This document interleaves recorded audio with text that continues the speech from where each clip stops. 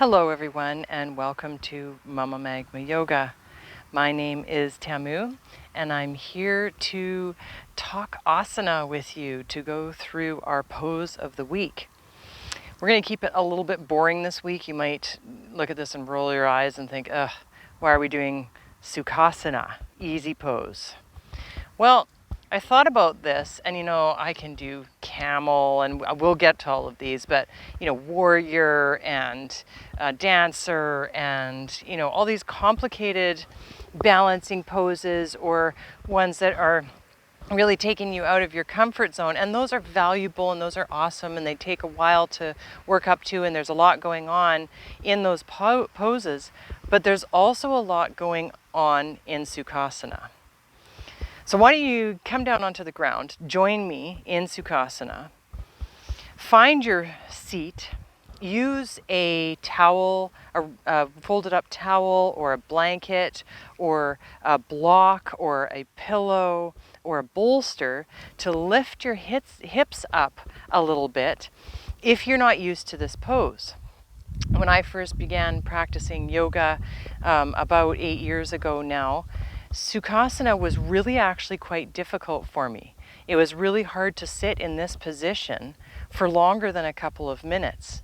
My upper back would start hurting, my hips would start hurting, and I would constantly find myself really having a hard time not leaning back, not having to grip my knees to sit up nice and tall, right? So when you're in Sukhasana, there's a lot going on.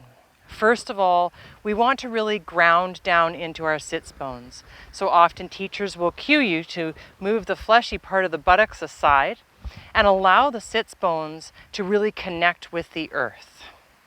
You can play with the distance between your crotch and your feet.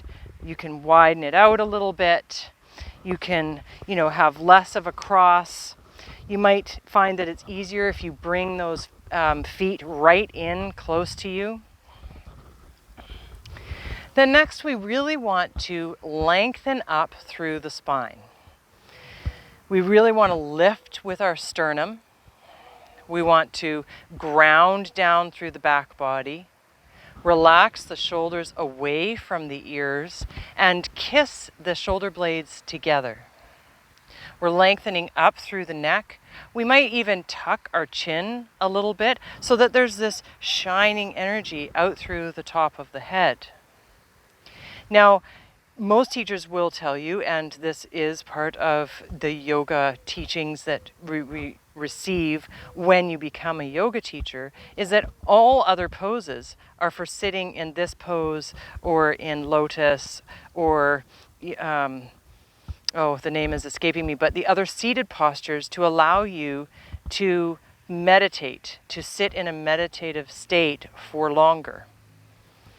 What's funny is that I have noticed, as I said before, that the more I've practiced yoga, it has become easier to sit in this posture, to sit up nice and tall, to really feel the length of the spine, the danda, the staff of the spine, to really feel my connection with the earth, to allow my knees and my thighs to become heavier and heavier. I used to be more up here. I'm gradually making it down to more reaching towards the ground. And sometimes I do need support underneath my hips so that my knees will fall more towards the earth. And there's no shame in that. There's only progress. There's only listening to what the body needs. There's finding your edge in every pose and leaning into it, right? So let's sit up nice and tall. Really lengthen through the crown. Relaxing our shoulders away from our ears. Lifting from the sternum. Grounding down through the back body. Allowing the hands to rest gently on the knees or the thighs. Some people even cradle one palm in front of the other on the lap. You can bring hands to heart, which reminds you to lift your sternum up towards your thumbs. And then we begin to notice the breath. Breathing deep down into the belly, allowing the diaphragm to do its job of dropping and opening up the lungs. So we're not breathing up here. No, we're breathing down here. We're allowing the stomach to expand.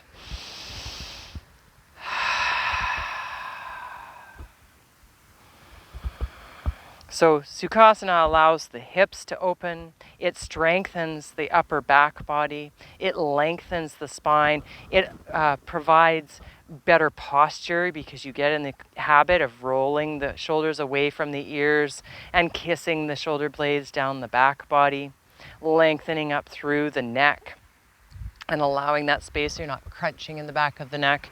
You're not being lazy with your neck, but then you're also relaxing the skin of the face, relaxing the jaw, relaxing the skin around the ears, the forehead. I know my forehead isn't relaxed right now. I'm looking directly into the sun. But there you have it. Sukhasana, easy pose. I hope this helps you understand the pose a little bit more, and it helps to provide you with more information the next time you take this posture. Much love to you all. Thank you for joining me. I hope to see you soon. Namaste.